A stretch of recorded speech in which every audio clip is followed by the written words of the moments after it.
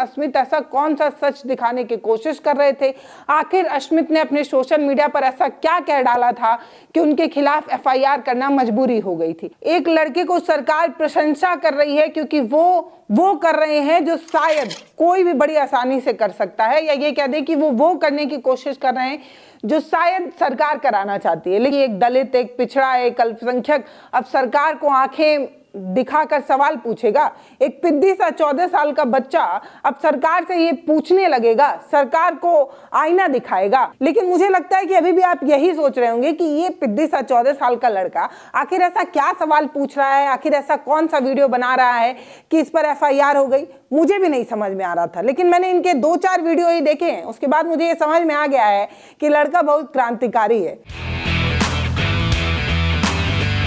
आज सुबह से एक गाना मेरे मन में बार बार पता नहीं क्यों पर आ रहा है कि छोटा बच्चा जान के हमको ना समझाना रे।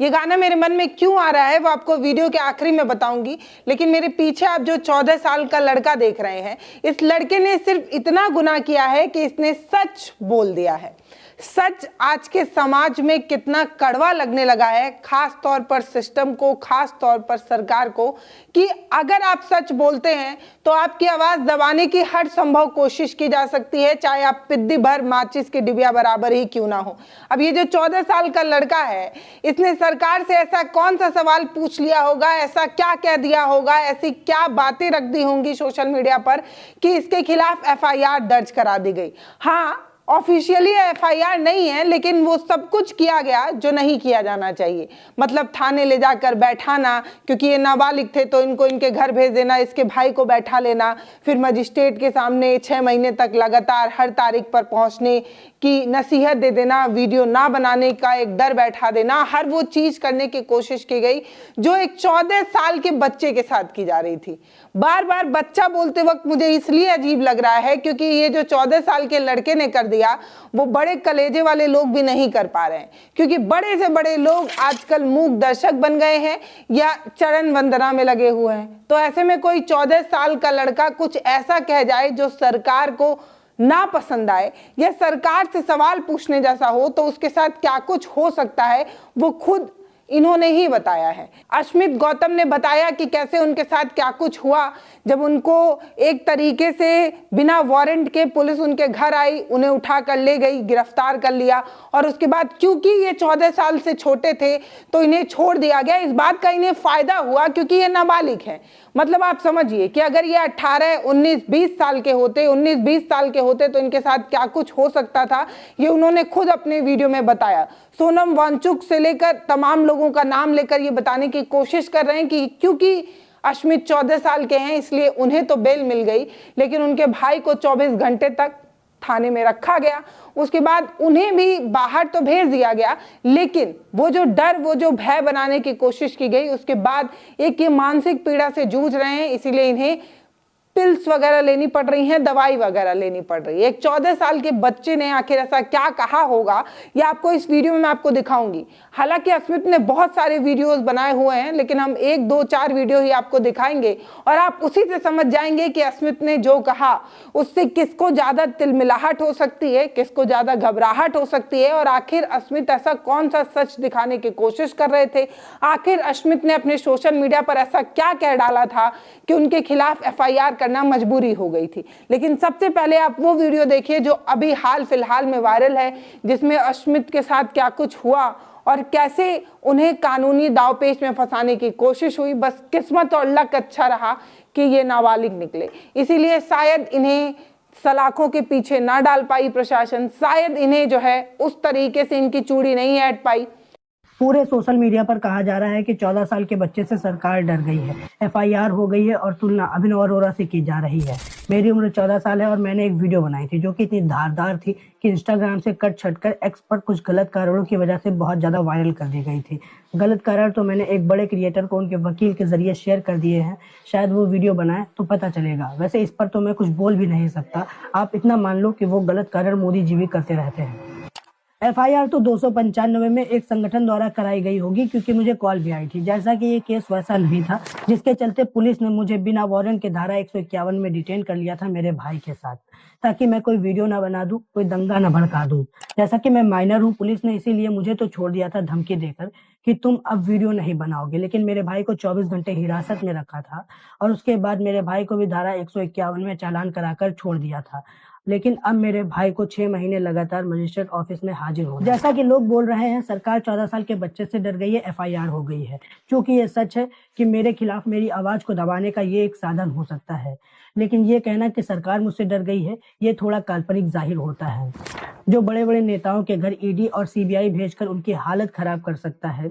सरकार से सीधा लड़ने वाले सोनम वांगचुक और उमर खालिद जैसे लोग अभी भी जेल में हैं, वो मुझसे कैसे डर सकती है। तो सुन लिया आपने, ये मैं नहीं कह रही, ये बात खुद अस्मित बता रहे हैं कि वो सिर्फ महज 14 साल के हैं। हालांकि अस्मित जैसे और भी बच्चे हैं जो खूब सुर्खियां बटोरते हैं, जिससे सरकार उनकी पीठ थपथपाती है, उनकी तारीफ की जाती है, उन्हें अवार्ड वगैरह दिया जाता है, जिसके बारे में अस्मित खुद ही बता चुके हैं। एक लड़के का उसने खुद ही जिक्र भी कर दिया, अभिनव अरोड़ा। हाँ, वही लड़का जो राधे राधे करते हुए लोगों के सोशल फीड पर बहुत आया करते हैं और सरकार उन्हें अवार्ड वगैरह भी देती है। नितिन गडकरी उन्हें अवार्ड भी देते नजर आते हैं। तो एक लड़के को सरकार प्रशंसा कर रही है क्योंकि वो कर रहे हैं जो शायद कोई भी बड़ी आसानी से कर सकता है, या ये कह दे कि वो करने की कोशिश कर रहे हैं जो शायद सरकार कराना चाहती है। लेकिन ये जो लड़का है वो किताबें पढ़ता है, तार्किक सोच रखता है, कुछ सवाल पूछना जानता है, सामाजिक मुद्दों पर बोलता है, और क्योंकि ये पिछड़े समाज से आता है, दलित है,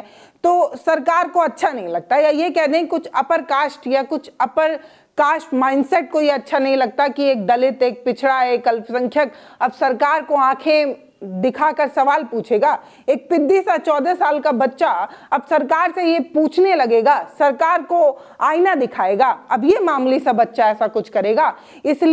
इसलिए जो है अभिनव को डराने के लिए क्या कुछ किया गया, ये आपने वीडियो में अभिनव के मुंह से ही सुन लिया। लेकिन अभी आप सोच रहे होंगे कि पुलिस ऐसा कैसे कर सकती है। तो भैया, पुलिस के पास बहुत से ऐसे हथकंडे होते हैं, ऐसे बहुत से अधिकार उन्हें मिले होते हैं ताकि समाज में अशांति होने से पहले, शांति भंग होने से पहले समाज में सामाजिक सौहार्द बनाने के लिए कुछ अधिकार वगैरह इन्हें मिले होते हैं, ताकि ये बिना वारंट के, बिना किसी सूचना के किसी को भी हिरासत में ले ले। अब लेकिन ये बात इन्हें नहीं समझ में आती है कि हिरासत में लेने से पहले उसकी उम्र भी देखनी चाहिए। जैसा कि अस्मित ने बताया कि उन्हें, क्योंकि वो 14 साल के थे इसलिए उन्हें छोड़ दिया गया, नाबालिग थे इसलिए छोड़ दिया गया, लेकिन उनके भाई को 24 घंटे तक जो है वो रखा गया। उसके बाद 151 का चालान बनाकर इनके भाई को भी छोड़ दिया गया, लेकिन 6 महीने तक लगातार मजिस्ट्रेट के सामने उन्हें पहुंचना होगा, हर उस तारीख पर पहुंचना होगा। इस तरीके की बात जो है वो रखी गई। हालांकि अस्मित को रोकने की खूब कोशिश हुई, लेकिन ये लड़का खुद कहता है कि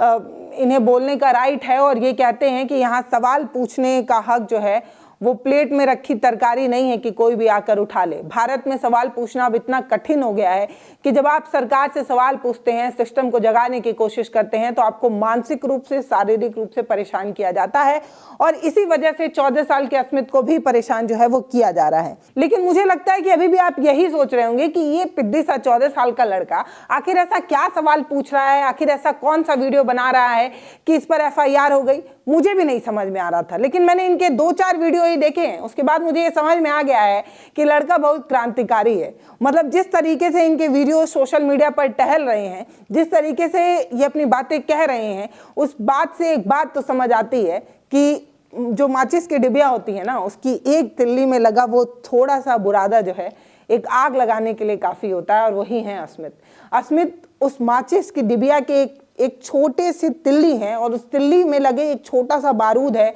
जो इस समाज को जगा सकता है। और शायद ये बात प्रशासन और सरकार बहुत अच्छे से समझ रही है, क्योंकि इन्होंने ना सिर्फ उस चश्मे को हटाने की कोशिश की, बल्कि लोगों को जगाने की भी कोशिश की है। अस्मित ने वैसे तो बहुत सारे वीडियोस बनाए हैं, लेकिन आप सबसे पहले ये वाला वीडियो देखिए जिसमें वो बात तो संवैधानिक कर रहे हैं, बात तो वैज्ञानिक होने की कर रहे हैं, बता रहे हैं कि कैसे हमें वैज्ञानिक सोच रखनी चाहिए, कैसे धार्मिक सोच रखने वाले लोग एक मंत्र पढ़ लेते हैं और फिर वो एक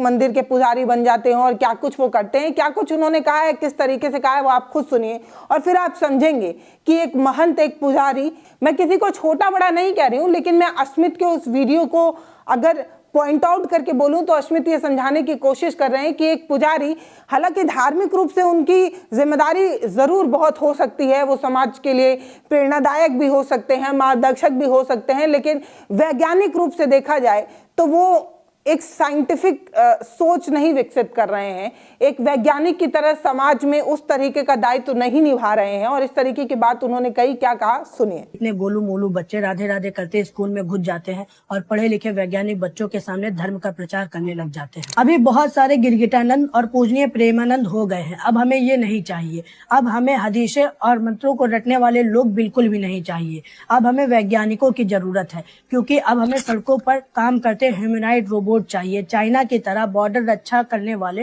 रोबोट चाहिए। हमें हर जगह टेक्नोलॉजी चाहिए, क्योंकि अब मंत्रों के जाप से देश नहीं चलते मित्र। भले ही देवव्रत का काम सराहनीय है, उसके लिए उसके गुरुजन काफी हैं। जैसा हमारे संविधान में लिखा है, हम भारत के लोग, तो पॉलिटिकल पार्टियों को भारत के लोगों के लिए काम करना चाहिए। देवव्रत को गुरुकुल में और उसके समाज में सम्मान मिले, बहुत अच्छी बात है।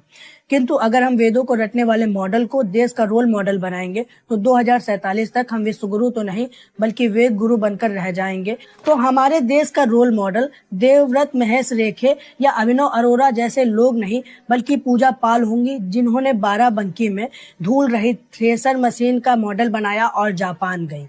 इसके अलावा हेमेश चदलवादा, मैदान त्रिवेदी, सुहानी चौहान, आनंद सिंह, विनेशा उमाशंकर, ये वो लोग हैं जिन्होंने विज्ञान में महारत हासिल करके रखी है। और इनके काम के बारे में हम लोगों को तनिक भी जानकारी नहीं है, क्योंकि इनको पीएम और सीएम ने देवव्रत की तरह मंच नहीं दिया है। तो सुना आपने, 14 साल का अस्मित धार्मिक रूप से किस तरीके से प्रहार कर रहा है, धार सवाल पूछ रहा है, और यही बात कुछ लोगों को ठीक नहीं लगती है। एक वीडियो और आपके साथ रख रही हूं, जिसमें आप देखिए कि धार्मिक रूप से ये कैसे बाबाओं को धर्म का धंधा बना लेने वाली चीज पर जिक्र कर रहे हैं और बता रहे हैं कि अगर कोई पंडित ब्राह्मण जो है वो पंडिताई करे तो बुरा नहीं लगता है, लेकिन अगर कोई यादव इस तरीके की चीज करने की कोशिश करता है तो ये लोग जो है वो उसकी चुटिया काट लेते हैं, ये कर लेते हैं, वो कर लेते हैं। और आप सभी को पता है कि लगातार जिस तरीके से दलित अल्पसंख्यक पर प्रहार हो रहे हैं, लगातार जिस तरीके की घटनाएं हो रही हैं, उसी घटनाओं को उठाकर अश्मित ने अपनी बात को जोड़ा, या वो कह दीजिए कि उसने सच कहा। और जब ये वीडियो सामने आया तो किस लोगों को ज्यादा बुरा लग सकता है, आप इस वीडियो को देखिए और समझिए कि सरकार आपको भक्तिमय बनाने की कोशिश कर रही है, आपको धार्मिक बनाने की कोशिश कर रही है, आपको ये बताने की कोशिश कर रही है कि भारत का विकास तो तभी होगा जब भारत हिंदू राष्ट्र बन जाएगा, जब यहाँ पर सभी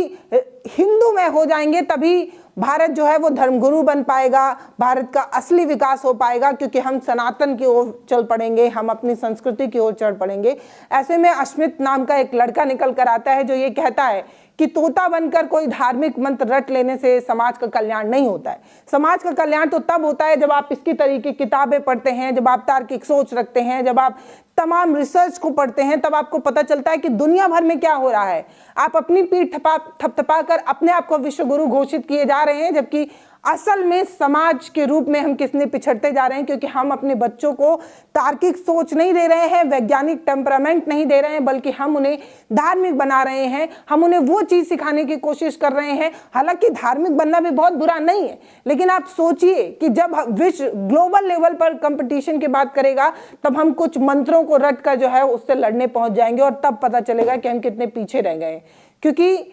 अश्मित जैसे गांव से निकलने वाला एक लड़का जब इस तरीके की तार्किक सोच रखने लगेगा, पढ़ने लिखने लगेगा, अपने हक को जानने लगेगा, वो भी खास तौर पर तब जब वो दलित समाज से आता है, पिछड़े समाज से आता है, और इस तरीके की बात कहने लगेगा तो कितना बुरा लगेगा। नहीं यादव जी, मुझे लगता है जब सपा थी तभी आप सेफ थे, नहीं है तो कहीं चोटी काटी जा रही है तो कहीं चोटी उखाड़ी जा रही है। ये बात गलत नहीं, एकदम सही है। इससे कुछ दिन पहले जो इटावा में हुआ उसे आप सभी लोगों ने देखा कि कैसे एक यादव समाज के भगवताचार्य व्यास कथावाचक मुकुटमणि यादव जी के साथ कुछ ब्राह्मणवादी विचारधारा के दबंगों द्वारा मारपीट करी गई, उनकी चोटी काट दी गई, सिर मुड़वा दिया गया, नाक रगड़ाई गई और अपमानजनक व्यवहार भी किया गया। और इससे भी ज्यादा एक ब्राह्मण महिला के पैर छुआकर शुद्धिकरण के लिए उस ब्राह्मण महिला के पेशाब से छिड़काव किया गया। बस गलती इतनी थी कि यदुवंशी होने के बाद भी भागवत कथा कर रहे थे। इतना ही नहीं, ये सरकार पर भी सीधा हमला बोलते हैं। देखिए भाजपा को लेकर इन्होंने किस तरीके से अपने वीडियोस बनाए और बताया कि भाजपा जो है वो आपको कितना मूर्ख बनाने की कोशिश करती है, आपको कैसे हिंदू मुस्लिम के नाम पर लड़ाती है और अपना उल्लू सीधा करती है। अश्मित का ये वीडियो देखिए, ये वीडियो आपकी आंखें ना खोल दे तो कहिएगा। मुझे लगता है बीजेपी केवल अब एक राजनीतिक पार्टी ही नहीं, एक इंस्टीट्यूशन भी है जिसमें एक से बढ़कर एक गधे मैन्युफैक्चर होते हैं और उनको पढ़ाने के लिए आरएसएस से टीचर नियुक्त होकर आते हैं, जो कि उनको विज्ञान, गणित, तर्कशास्त्र, राजनीति शास्त्र या समाज शास्त्र न पढ़ाकर केवल हिंदू मुस्लिम मतभेद के बारे में पढ़ाते हैं। जब बीजेपी एक इंस्टीट्यूशन है तो एग्जाम भी होते हैं और अभी बिहार में चल रहे हैं एग्जाम। अलीनगर की सीट पर बैठी है मैथिली ठाकुर और आज मैथिली ठाकुर का वाइवा है। एग्जामिनर ने मैथिली ठाकुर से हिंदू मुस्लिम से हटके बिहार के विकास के ब्लूप्रिंट के बारे में पूछ लिया है। जैसा कि मैथिली ठाकुर के लिए ये एक आउट ऑफ सिलेबस सवाल है, तो उनके सामने दो ऑप्शन है। पहला ये कि वो इस सवाल को स्किप ही कर दे और दूसरा ये कि कोई उल्टा सीधा जवाब दे दे। जैसा कि मैथिली ठाकुर ने अपने सीनियर्स को गोरखपुर की तुलना स्पेन से करते हुए देखा है और डांट खाते हुए भी देखा है, तो मैथिली ठाकुर ने इस सवाल को स्किप करना ही सही समझा और कहा कि कैमरे के सामने ब्लूप्रिंट कैसे दिखा दे, ये तो निजी चीज होती है ना। ब्लूप्रिंट क्या है? ब्लूप्रिंट में आपको कैमरे पे अभी कैसे बताऊं, ये तो बहुत ही निजी चीज है और मैं इस पे प्लान कर रही हूँ पूरा। ये तो पॉलिसी की बात है ना कि मैनिफेस्टो आप what do you have to offer to your manifesto already हर एक चीज हर एक जगह पब्लिश्ड है। वैसे तो इस इंस्टीट्यूशन में बहुत सारे नए पुराने छात्र हैं जो कि अलग अलग विषयों पर उल्टी सीधी बात करते हुए नजर आ जाते हैं, लेकिन जो नए छात्र हैं उनको केवल हिंदू मुस्लिम अनेकता ही सिखाई गई है, जो कि केवल वही बोलते हैं, जिसकी झलक आपने मैथिली ठाकुर के अलीनगर को सीतानगर या जानकी नगर बनाने की बात में देखी होगी। फिलहाल अश्मित की बहुत सारी वीडियोज हैं, बहुत सारी वीडियोज को छाट कर यहाँ रखना बहुत मुश्किल है। इतना ही कह सकती हूँ कि अश्मित एक 14 साल का लड़का जो मानसिक रूप से मुझे लगता है किसी 52 साल के एक आदमी से भी ज्यादा समझदार है, जिसकी तार्किक सोच हम जैसे न जाने कितने लोगों से ज्यादा बेहतर है, जो पढ़ना जानता है, जो अपने हक के लिए बोलना जानता है, जो ये जानता है कि वो किस समाज से आता है और उस समाज से निकलने के बाद जब लड़ने के लिए कोई इंकलाबी पैदा होता है तो उसे इस तमाम तरीके की रुकावटों को झेलना पड़ता है। मुझे पता है अश्मित, तुम्हारे खिलाफ जो एफआईआर दर्ज करके सरकार ने तुम्हें दबाने की कोशिश की, उससे तुम दबे नहीं, तुम और ज्यादा मजबूत हुए हो। और ये बात बहुत बेहतर तरीके से सरकार को समझ जानी चाहिए कि जब आप किसी आवाज को बड़ी मजबूती से कुचलने और दबाने की कोशिश करते हैं ना, तो उस आवाज में एक इंकलाब पैदा होता है जो एक ज्वालामुखी की तरफ फूटता है और पूरे समाज को उजाला दे देता है। मतलब अगर कोई ज्वालामुखी फूटेगी तो एक अंधकार में उजाला फैला देगी। वैसे ही अश्मित जैसे बच्चे हैं, वैसे ही अश्मित जैसे लोग हैं जो अपने समाज के लिए, उस दलित, उस पिछड़े समाज के लिए न सिर्फ क्रांतिकारी योद्धा बन रहे हैं बल्कि एक सोच विकसित कर रहे हैं और इस सोच को, इस आवाज को दबाया नहीं जा सकता। फिलहाल इस वीडियो पर आपकी जो राय हो वो आप हमें कमेंट सेक्शन में लिखकर बताइएगा। मैं यहाँ से अश्मित को ये कह सकती हूँ कि अगर आपको लगे कि हम किसी भी पड़ाव पर, किसी भी जगह पर आपका सपोर्ट कर सकते हैं तो आप हमें ज़रूर बताइएगा। हालांकि अश्मित से मेरी बात हुई थी, उन्होंने सीधे तौर पर लाइव या ऑफ कैमरा बात करने से मना किया, क्योंकि मैं ये बात समझ सकती हूँ कि आप जिस दौर से अभी गुजर रहे हैं, जिस तरीके से आप पर एक परिवार का भी प्रेशर, एक समाज का भी प्रेशर और जिस तरीके से आपकी उम्र देखकर लोग ये समझाने की कोशिश कर रहे होंगे कि ज़िंदगी बहुत बड़ी है, कभी भी इंकलाब किया जा सकता है और ये सारी चीज़ें मैं समझ सकती हूँ। इसलिए मैंने अश्मित पर कोई दबाव तो नहीं बनाया, लेकिन मैं यहाँ से एक खुला ऑफर फिर से दे रही हूँ कि अश्मित जब चाहें हाँ हमें बता सकते हैं, हम आपके सपोर्ट में हमेशा खड़े हैं।